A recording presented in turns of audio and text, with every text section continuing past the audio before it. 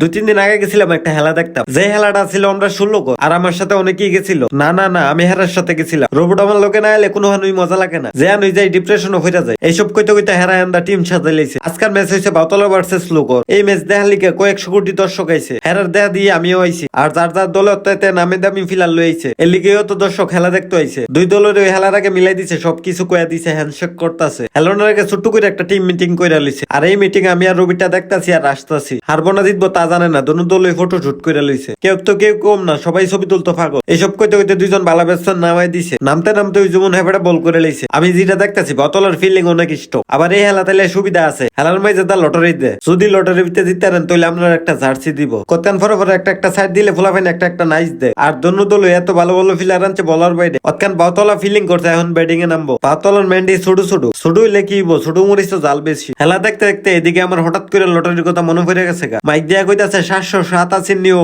পরে দিয়ে আমারটা মিলছে না। এসব দেয়তে দেয়তে বাউতলার অনুকূলে ম্যাচ গেছে গা। এই টুর্নামেন্টটা ছিল ফ্রেশ টুর্নামেন্ট। তো এই হেলাত কেটে কেটে গেছেন কমেন্ট করবে। লাস্ট পর্যায়ে বাউতলা ম্যাচ জিতছে, লোগর হারছে। বাউতলার গরো ফ্রিজ। টাটা এভরিওয়ান, সবাই ভালো থাকুন, আমাকে ফলো করুন।